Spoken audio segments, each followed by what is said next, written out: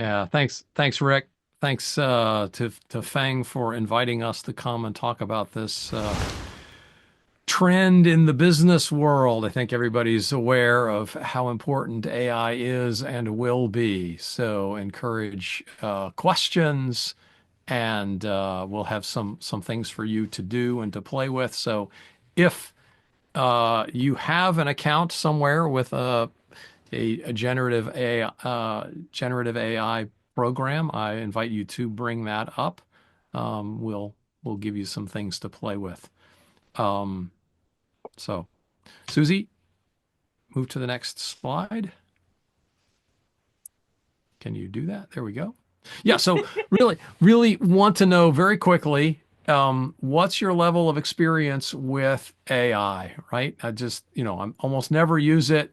I use it some, or I use it every day. So respond with a one, two, or three. Too much. Okay. We got we're all over Got the a wide place. range. Yeah.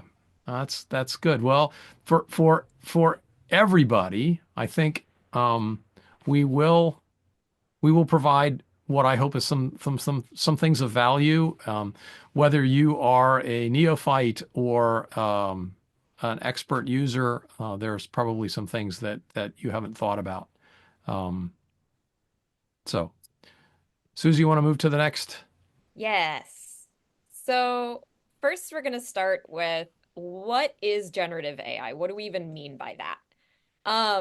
So by generative AI, we mean things like ChatGPT, CoPilot, Claude, Gemini, Perplexity, DeepSeek, if you want to go there. Um, there are so many different generative AI platforms and language models available. But they all have one major thing in common, which is they are built to predict the next word. So they look at all of the words that they've seen thus far, what we call the context, and they predict the next word. It's been trained on the entirety of the internet, and so it has a wide sample of primarily English, and it will look at all the words and it will generate the next word just by this is the most likely next word. And so when it's creating a response to what you give it, what we call a prompt, um, it's literally generating it one word at a time. And so it's one of those things where what you give it as context to consider as information around what you're asking it to do matters so much because if you give it irrelevant information, it may be latching onto that and then it's going off on weird tangents that you didn't ask for.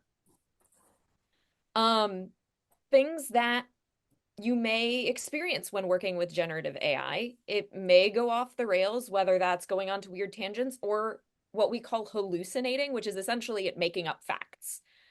Because it is stringing words together, it's kind of like that party game where you're making up a story, you have a group of people, you're making up a story one word at a time. I always had the friend, it was always one of my friends that tried to make it go in some really weird direction.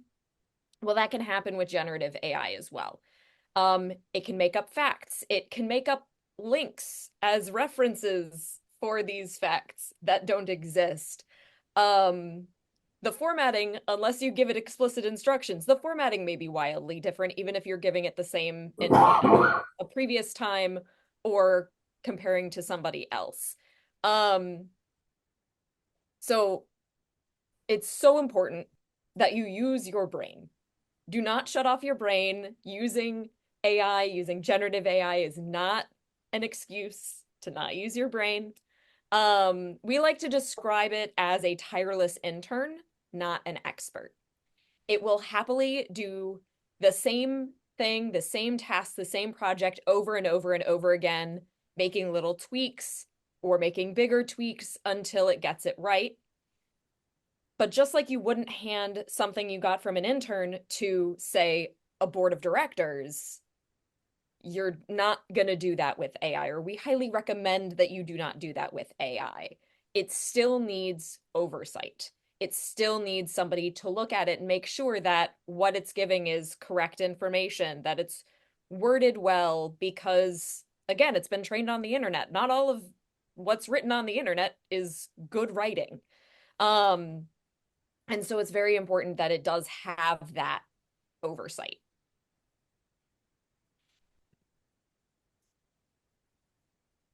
So one of the things that a lot of people ask us is, what about IP? What about confidentiality? When you type stuff into Chat GPT or CoPilot or whatever, right? Whatever tool you like to use, what happens to that information?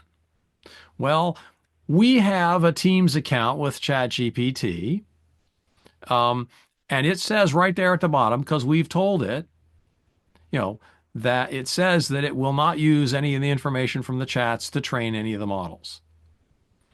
But I don't know about you, but over the past decade or two, I've become somewhat jaundiced in terms of my trusting the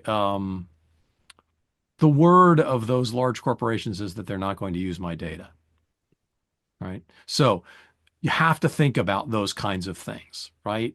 The first question is, who owns that content that's generated? Now, the Patent and Trade Office has just come out with some new guidelines. I fully expect that those things will be changed by the current administration. But it seems like you can still copyright things that AI has had a hand in as long as there is significant human interaction or significant human involvement in the creation of that material. But I'm not a lawyer, so I don't want you to take my word for it. If you have concerns about things like this, please contact an IP attorney. And again, these rules are changing all of the time and are likely to change again. There is a risk of copyright infringement. You have to think about that. Where did it get trained? How did it get trained? If it's producing exactly the same thing as somebody else has already written. The best thing to do is to use AI as a co-creator, not as an originator of, and don't just take it, right? Again, the risk of hallucinations is there. Um, there are, concerns about proprietary business content, right? Whether it's your IP, your intellectual property, or confidential information about your clients, about yourself, right? The some of these tools don't keep the user inputs private. Some of them claim that they will. If you want to trust DeepSeek, that they don't have a Trojan horse, that they're taking all the data back to China, be my guest. I am personally not going to do that.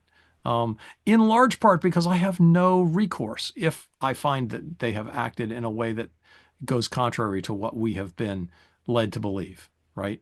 Um, but I recommend that you use an enterprise level AI tool. That's what we recommend. Be, very cognizant of it. And for your company, the place that you work, or for your own benefit, be clear about what you will and will not put up in AI and hold yourself to that, hold your company to that. Of course, there's always the risk of data leakage, right? Sharing of client data, financials, internal strategies, all of those things, right? Um, the mitigation there is private or self-hosted AI models. We can help with that kind of thing. We have some partners that'll help us with that. Um, and again, clear company guidelines for usage, um, regulatory compliance, whether it's GDPR or HIPAA or any of those kinds of things, right? Um, you need to take all of that stuff into account. Again, I'm not trying to scare anybody, but these are very real risks that we need to make sure we take into account, right? Again, there are platforms that have compliance certification, and other platforms that use encryption or anonymization that will help mitigate some of these concerns. And finally, this has been trained on the internet, but the internet is not without bias. Um, and you have to be careful. You have to be cognizant. Again, always fact check. Have some kind of human in the review process. In fact, the generative AI was set up with, predicting the next word. What's the most likely next word? But they actually put in a little bit of randomization in that so that it doesn't give you exactly the same thing every time. Um, and the problem with that, of course, is that you can get a statistically anomalous uh, word generated as part of that, and it can then use that as part of the context. And then, so if you have a Six Sigma in distribution, right, something that's way off in the tail of the distribution, the next word is as likely to be way off in the next, in the next distribution as well, and that's how it goes off the rails. So always having somebody check. Don't check out your brain just because you're using AI. So best practices, again, in summary, right? Choose providers with strong data privacy policies. Keep confidential and proprietary data out of public AI tools. Use AI as an assistant. That's what, as Susie described, right? Not an autonomous decision maker. We'll talk a little bit more about best practices as we get toward the end here. And establishing AI guidelines for employees. And then again, if you have IP and confidentiality concerns, talk to a lawyer. Any questions on that?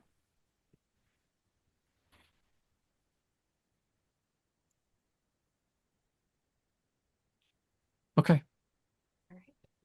let's move on. So, we're now going to do a brief demo on using ChatGPT. Just can I get a thumbs up, making sure you guys can see ChatGPT on my screen now? Um, Wonderful. Thank you so much. So I know some of you guys use generative AI on a regular basis. Some of you guys don't, or are very new to it. That's okay. Um, there are just some features that I, over time, have either found or find very useful. And so I'm going to show you some of those. And these are features that, in general, show up in other platforms as well. So if you use ChatGPT or you use Claude or CoPilot, et cetera, these are features that you can look for within those platforms as well, because these are very common features. So we start with making everything a little bit bigger for Dad's sake. Um, Thanks, Susie. I love you. So this little pencil up at the top is what opens up a new chat. And when you click on it, you get this screen. Now, a few things to note. Here we have, it's telling me exactly what model. So we have ChatGPT 4.0, and there's a little drop down, and I have any number of models that I can pick from. They got a couple of others, right? So you can change out what model you're using. Most platforms at this point have a number of different models as options. Here we have an ability to upload files. We can search the web. We have some additional tools. This specifically for ChatGPT is where you can find voice mode, because you can do some voice to voice or voice to text. And we will discuss that a little bit later. But let's say I just want to start a chat and I say hi and I want to create a, oops, I meant to put in a new line. Well, I hit enter. Enter always submits the chat, at least in ChatGPT. If you want to create a new line, you must do Shift Enter. Now, let's say I want to edit this. There's a little pencil. And now I can go in, put in a new line using Shift Enter, and say, I am working on some research. Now, we have a new output. But we also haven't lost the first one. So as you're going through and you're interacting with your generative AI, most of them have give you the ability to adjust a previous chat, but you don't lose what old output you had just because you've created a new one. You'll see along the bottom if you want it to read it to you, if you want to just copy this. Now, this is a short output, so it's easy enough to highlight and copy the old-fashioned way. But if you have something that's really long, using this copy button is great. You can also switch models or have it try again with this one. Um, and again, you'll have a way to loop through the other options. One of the other things that is, at least for me, very helpful, click on these three dots and rename your chat. It will name it something random, usually based on one of the first couple inputs that you have, which may or may not be relevant to the whole thing. So I'm just going to call this Bang Demo, and it is 2/19/25. Sometimes I'll date it, sometimes I won't. But I find that it is very useful. You want to rename your chats, you want to be able to find these, because sometimes I've found that I need to go back and reference something from 3 months ago, and now I'm digging through because I have a ton of these, and I have filed some of these in projects because this is a newer ChatGPT feature. But it's one of those of you start using this a lot, you get a lot of chats, you need to be able to find them. The last thing that I'm going to show you guys, so at least for ChatGPT, you see this little, mine's a diamond. For some people, it's their initials. I think it has to do with what level you have a subscription. But settings is a really great thing to know where it is. And there are a handful of things that are good to know where they are. ChatGPT, at the very least, allows you to archive chats. So if you want to just, you're not necessarily using these anymore, not necessarily referencing them anymore, you can just kind of archive them. They still exist. In terms of personalization, you can give it some custom instructions. So these are things like, what should ChatGPT call you? What traits should it have? What should it know about you, right? How do you want it to interact with you? There are also some advanced features in terms of what different capabilities do you want it to have? And then, of course, making sure that you save and tell it to enable for new chats. Another thing that's important to know is the memory. So every now and again, when you give it new information, usually in the form of a I do this kind of statement or an I have or I am, it will keep it as a memory. So what these are, um, is just the random saved memories. A lot of these are from demos, so there are certain ones that are not at all correct. Like, I'm not writing a book called World Class Speed for MSPs. Um, and so to one of the things that can help you get better results is making sure that the memories that it has about you are actually accurate. And so I can click this little trash can and tell it to forget this particular memory because it is not actually accurate for me. And so as you can see, it saved a lot of things about me. And that's just something that you can usually look at and update, or sometimes delete some things. The last thing is some of them have this sort of feature. So in this case, we have turned off the improve the model for everyone. So this is what Dad was talking about when he was talking about some of the IP and confidentiality things, right? You have to take it at face value that OpenAI is not going to use your inputs, your data to train the model. Take it as it is, but it is something that you are at least able to turn off. Does anybody have any questions about at least interacting with a generative AI interface before we move on? Susie, we have a few questions in the chat. Um, Great. I've not so been looking at chat. that's fine. That's my job, right? So John wanted to know if we've seen any practice with finance professionals, maybe disclosing non-public info accidentally or opportunities. I'm not aware of any, specific things myself.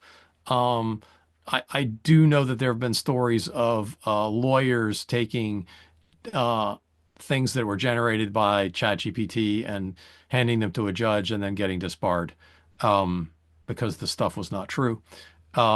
So just, I would say just be aware. And as long as you're careful with it, you should be okay. Right. Um, Susie, you have something you want to add there? oh, I was just gonna pop into the next Okay. question. Yep. Um, Regarding upgrading from free to paid or jumping back down, it should keep your history. Because I had already been doing some stuff with, as long as it's part of the same account, in theory. Now, don't quote me on this because I haven't actually checked, and that is something that you can definitely search or You could ask ask ChatGPT. ChatGPT. But my understanding is that the history should stay there. There may be some slight adjustments as to how much information it keeps in its memory. Um, because there are sometimes that's one of the things that changes between free and paid. I don't know if that's the case for ChatGPT specifically. Um, Regarding um pro version of ChatGPT versus the free version, now there's the $20 paid version versus the $200 paid version. Um, so one of the biggest differences between any of these is the amount of use that you are allowed in a certain period of time. So in a just a $20 paid account, you have essentially unlimited use of 4.0. You have some amount of limitation on how much you can use O1 and O3, which are the reasoning models. Um, if you are a free user, you have a certain amount of 4.0, and then you're kind of cut off for a number of hours, and then at a certain point in time, you can get back to it. I think at the $200 level, you have basically unlimited use of any of them, or essentially unlimited. Most of these, you don't have true unlimited, but for the amount that anybody's using it, it is essentially unlimited. Um, that's the primary differences, and it's really dependent on how much are you using it, how much, and what are you wanting to use it for. That makes Yeah, sense. the other thing that happens when you go to the $200 a month version of ChatGPT, you get their agentic uh, capability, which is called Operator, and you also have access to a thing they call deep research. Now, at some point in the not too distant future, we expect that both of those things will become available for at least for the $20 per month Teams account. So there's three different levels. Um, it's very confusing. I get it. But I think for for the vast majority of users, the $20 a month version is worth the upgrade. Again, in part because you can turn off the the use of your data. You don't have that option, I don't believe, with the free version. Um, Does that help? But the rules are changing all the time. So, this is what it's like as far as I know today. Tomorrow it may be different. yep. So when we're working with generative AI, we have a lot of different options for inputs and outputs. Now, these are interface dependent. So with it would be really helpful if I started sharing my screen or Yeah, switch to yeah. the PowerPoint. Um, so a lot of these are interface dependent. So you could be interacting with ChatGPT, but on a different platform. There are certain platforms like Perplexity that give you access to their language model in addition to ChatGPT and Claude and a couple of others, I think. And so it's also interface dependent as to whether or not you can use these different inputs and whether or not you can get these different outputs. So if you don't know, ask your generative AI model. Um, One of my favorite things to do, and I'm really not kidding about this, is to ask ChatGPT how to use ChatGPT or your generative AI of choice how to use it. Um, the different input and output combinations that you have access to. If you're trying to do something and you don't know how AI might be able to help, you can ask it. It's it's a really fun thing that I find really, really useful.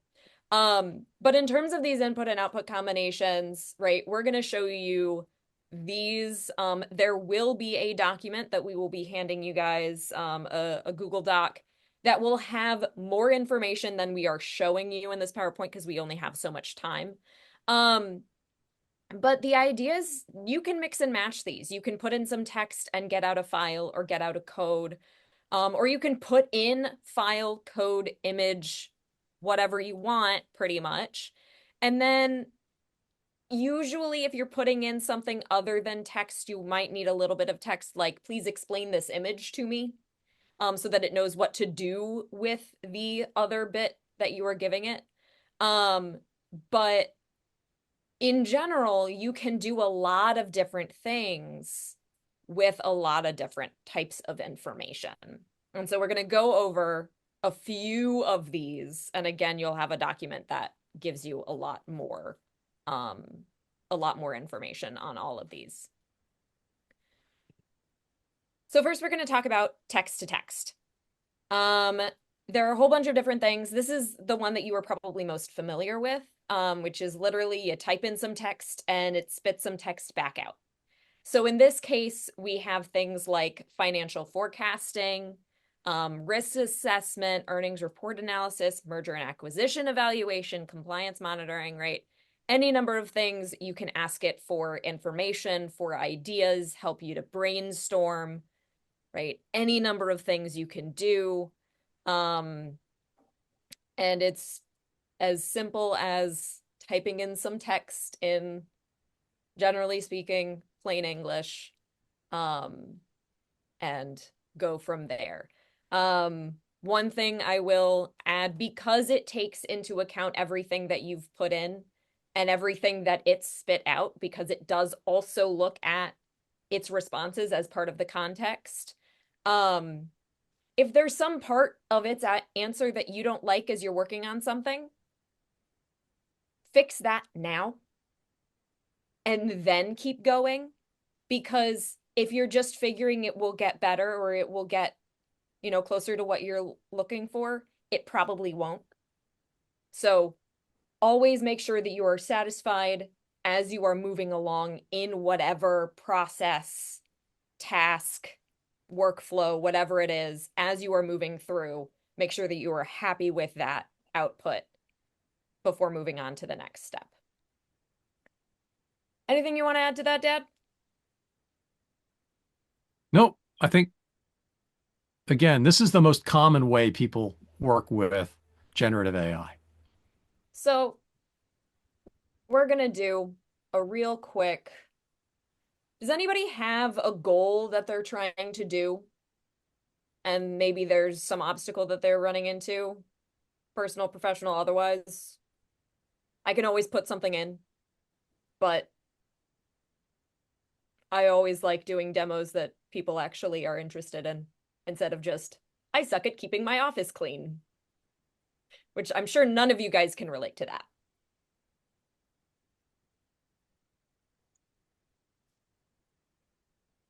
Feel free to unmute yourself and shout something out if you have an idea, something you'd like to see.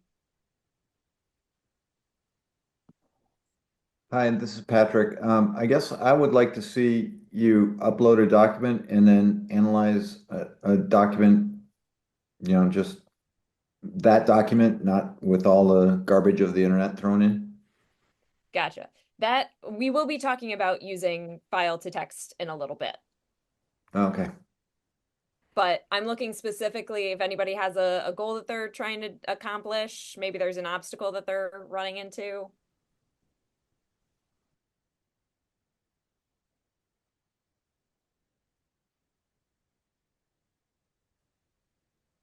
Nobody?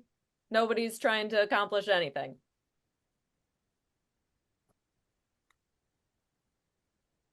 How about we want to use ChatGPT less? How would we do that? Our goal is to use ChatGPT less and use our own brain. Just play against ChatGPT. Okay.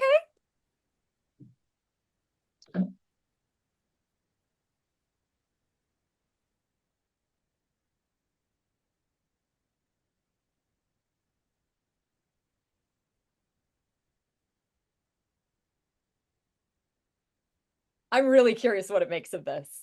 Um, so, right?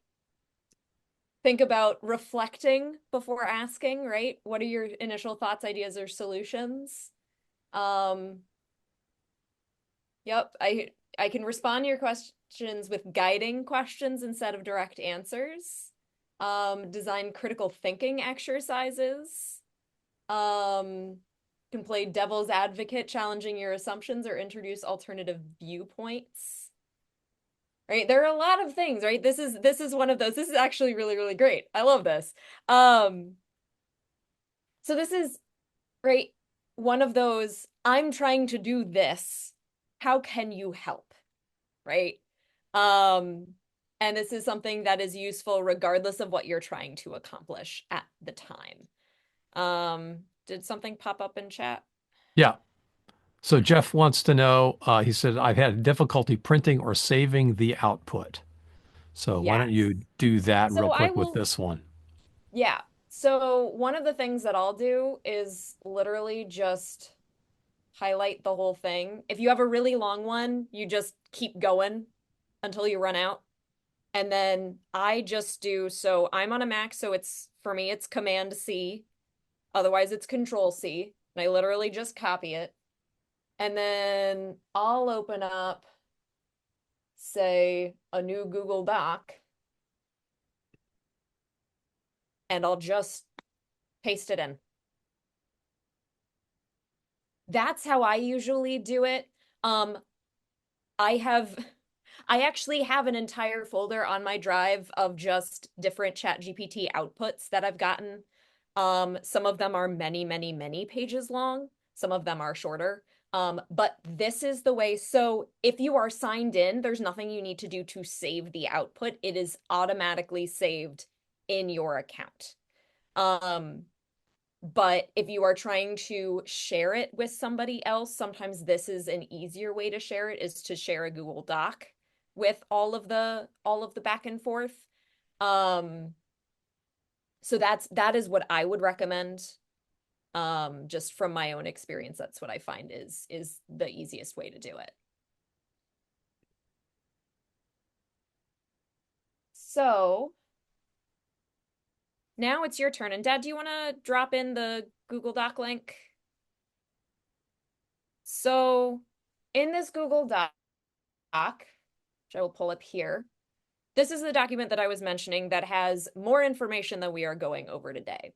So for each input and output combination, you'll see they all have, headings on this sidebar if you look at that. But for each, we have a couple of sample prompts that you can do, and then also use case ideas. So right, so these are the ones that we already went over, but we have it for all of the different use case ideas. So we're gonna give you guys a couple of minutes. Pick one of these, or if you want to do one of the use case ideas, that's fine too. But we are going to encourage you to play along at home and try out one of these and see what you get. I'm going to go back to the presentation. Yeah, there we go. Yep.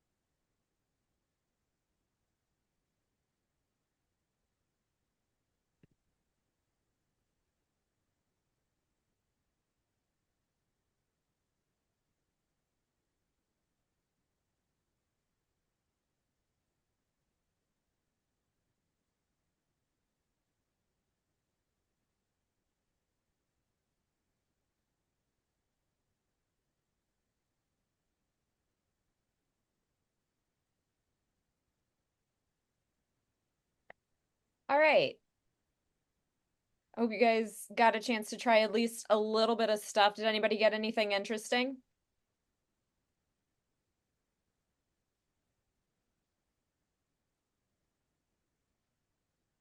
No, nothing interesting at all. Just falling asleep, twiddling our thumbs. All right, let's keep going, Susie. Okay.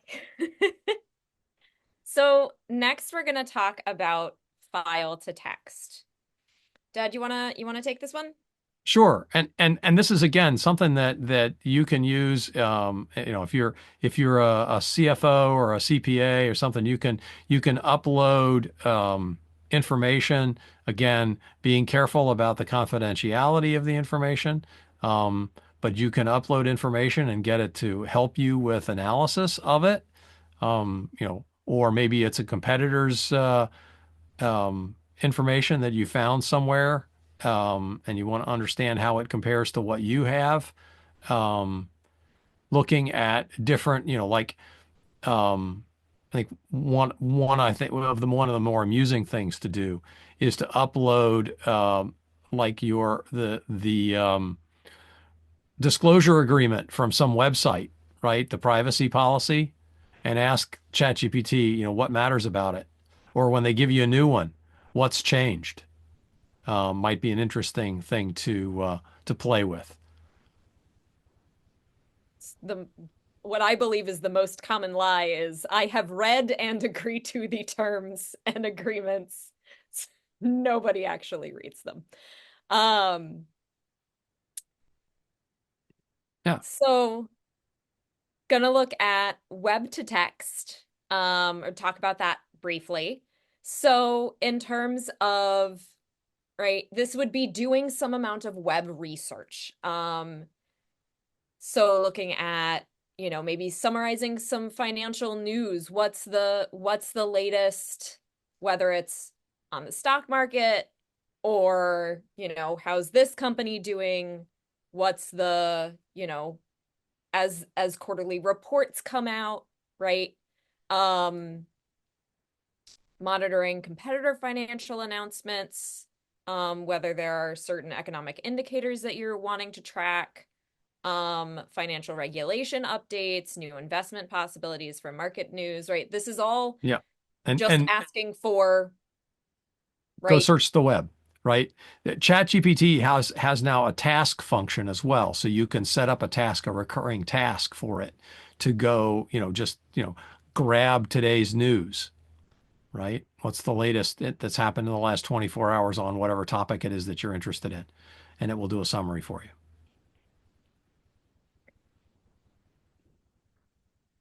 All right. Um, Voice to text. Um, we have things like recording and transcribing some of the decisions or discussions that you've had, um, verbal trading orders into written records, document strategic planning meetings, right? So a lot of things where you're basically giving it noise as input, and it turns it into a document of some kind, or even if it's just a transcription, um, things of that nature. Um, I have a the question about voice to Yeah, text. please. So I have used ChatGPT to give me a summary of YouTube videos, which is one of the best uses. It's fantastic. An hour-long video, and you get the top points without having to watch the whole thing. I'm curious about a use case where I have voice memos saved to my iPhone. What's the best way to use ChatGPT or something along like it to get my voice memos transcribed? They're basically client meeting notes that I used before I got to using the companion. And I need to Yeah, refresh my memory before I meet with that client. right. Um, I mean, I haven't tried uploading a like a voice transcription, or like a just an You audio can you file, can you can upload. There are but tools that you can yeah. like we have a subscription to Otter, and you can just upload an MP3 to Otter and it will transcribe it for you. Thank So you. that's also an option. Yeah. Yeah, we have an Otter following us around to basically every single Zoom meeting we sit in on. Actually, I think we have one in this one. And so it's taking notes so that we don't have to.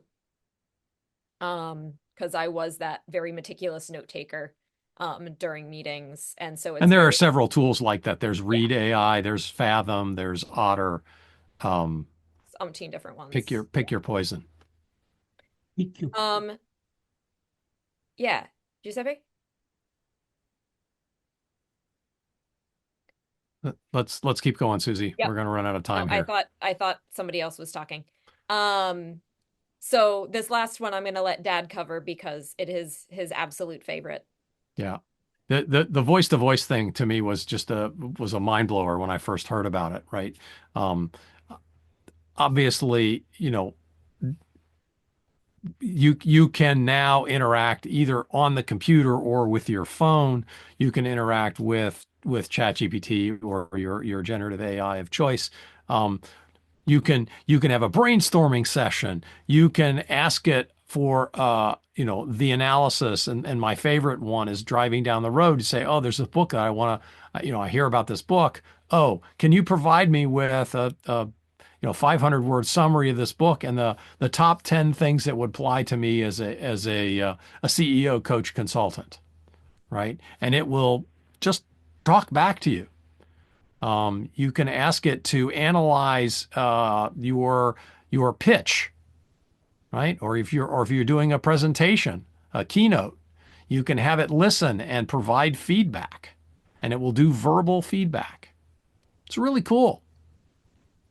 And by the way, when you get back to your desk or what have you, and you're hopping back into your account, there will be a transcription of everything that happened. So you do not have to actually remember it or record it. It's recorded for you. I have a quick question. Are you experiencing hallucinations in the voice channel?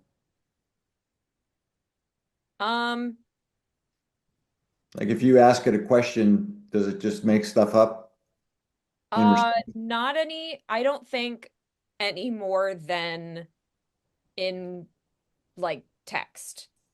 Because it's the same, they basically just tacked on a text to voice, just like Yeah, read this aloud. there's no reason that it should hallucinate more. Are you seeing that? No, I'm not, but it just struck me as a bit surprising that you would rely on its voice response to basically cover material that you haven't studied yourself. And I mean, I wouldn't do that, I don't think. I Well, mean, I've used it to look at books that I've read, Oh, okay. and it does a pretty good job. Okay, got it. So that's my experience. Yeah. In fact, mhm. Susie and I just did one today. Yep. I've been a certified facilitator of the Seven Habits for over 25 years, and she hasn't read the book, so we did an AI distillation of it, and it was pretty good. Mhm. Thank you. So hallucinations, they are really working to reduce the amount of hallucinations. Yep. Um, and it's come down quite a bit, and they continue to fight it. So Yep. the people that So provide these tools know that if it hallucinates too often, you won't use it. that is true. Yeah. Um, gonna end the presentation portion with a few bonus pro tips. If you don't know how it might be able to help, you can ask your generative AI of choice how it can help you do whatever task. You can ask for the prompts you need to accomplish the task you are working on. You do not need to become a master prompt engineer, um, which is essentially the people that spend a ton of time figuring out how is the best way to ask these certain questions for these specific tasks. You don't need to become a master at that yourself to use generative AI because you can ask it to help you come up with those. You don't have to do it yourself. One of One the of things that, yeah, So one of the things Sure. I really like to do is again, because it's an intern, you have to think of it as an intern or a thinking partner, right? You don't ask it for the answer. This avoids the hallucination problem. If you ask it for, give me 3 to 5, right, options. And then you pick the option you like best. Or you can even ask it to help you rank the options and ask it why it would rank one option over another. Ask it to create a scoring rubric based on the things that matter to you. A whole bunch of things like that that you can do that um, people don't, we don't think to ask ourselves, right? Gee, Steve, how can you help me with this problem? But if you ask I mean, I do ChatGPT, that all the time. that's a yeah, well, okay. But asking it for, you know, being a thinking partner and give me some options here. What would the best thinkers in the world do about this problem and why? Yeah. And then, of course, use your brain. AI is a thinking partner, but you still have responsibility for whatever decisions or whatever materials you create with AI. It is still yours. And so making sure that you use your brain and never turn off your brain. Um, I stress this so much because I can't tell you the number of times that people end up doing dumb things because they just didn't think. Um, so does anybody have any questions? We've gone over so much information. Oh, can you hear me? Yeah, Jeriel up here. yeah, I have a Jeriel. question.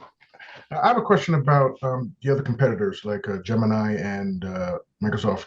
I know you work on a Mac, but I see like now Microsoft is kind of pushing the AI into their like 365 service, and like even on my phone, I try to use Gemini on my phone, but when I clicked it, it said, "Do you want to switch over from the traditional search to Gemini?" Like they give me a choice, like so. I'm used to my traditional look up something on Google, Mhm. but now they say, okay, if you use Gemini, it'll like overtake the traditional search. What's your guys' opinion on that? I I still want to have the choice as to whether I'm asking generative AI or looking it up traditionally. I mean, to be fair, also, when you do search, do a traditional Google search, it does give you a little AI summary, a little blurb of sorts. Um, but I think it's also, I mean, I use more than one different generative AI on a regular basis. I'm probably using 4 or 5 different ones. Um, and it's all dependent on what I'm doing. ChatGPT, because that's the one that I've been using the longest, has the most memory of me, but I don't like its writing as much. So if I need some prose, I'm using Claude. If I need to do web research, I'm usually turning to Perplexity because I think it does better with web research. And I know from my own experience that there was one question that I was looking at something with my aunt, and she was trying to figure out how to do something on some ridiculous software that she had spent, a day and a half on already. And so we asked ChatGPT if it knew how, and she was like, "This is the old information." But when I did the same search on Perplexity, she automatically knew that this was the most up to date because they had just done another version update on whatever software she was using. So keeping in mind that for some of these, if they're not necessarily built to do a ton of web research, um, they are only as up to date as their most recent update, which sometimes, because it's been trained on the entirety of the internet, sometimes it might remember old information. Um, which I know is not exactly what your question was, but it's another thing that I would encourage you to keep in mind is not just which platform, but you're allowed to use multiple depending on what you're doing for a given task. Thank you. Let's move on, Susie. I think we got just a couple minutes here, so Yep. want to give people the So we do have an offer for you that might be of interest. That we have a, a platform that we can invite you to be a part of for free. It's a $3,000 value that you get for the first year for free. There's a QR code there. You get access to our AI masterclass, which is an overview of how we train in AI. There's some AI action books which will help you. Again, they take summaries of books, but help you to figure out how you can use AI to implement those things, and a personal development academy. And it's not just for you, but for every member of your company that you have the ability to sign up there. Mhm. So give people the opportunity to do that, and then um, the next steps here. Um, if you have IP and confidentiality concerns, I mentioned this earlier, we do have partners that can help with this. If you want to create an AI policy, we can help with that, or a secure AI model. And we do offer a more in-depth training, a full black belt system, which Susie teaches. And this QR code here is to set up an appointment with us to chat briefly. I think it's a 20-minute. But let me pop those two links in the where did that one go? There's this one.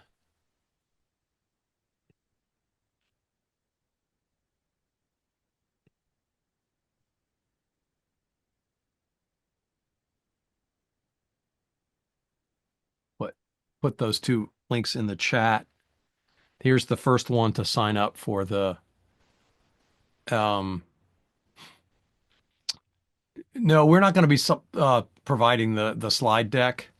We will you have that Google Doc which has the actually a lot more information than what we shared here. Um, and then the other one is for the meeting. The Google I put the link to the Google Doc in the chat. Did you see it? I can put it Um, in again. yeah, well, let's put it in again. Um, Here's the link to the Google Doc. Okay. And then here's the link for setting up a meeting with us if you're interested in learning more about um, how you might employ AI, either for yourself or for your business, for your clients. Be happy to chat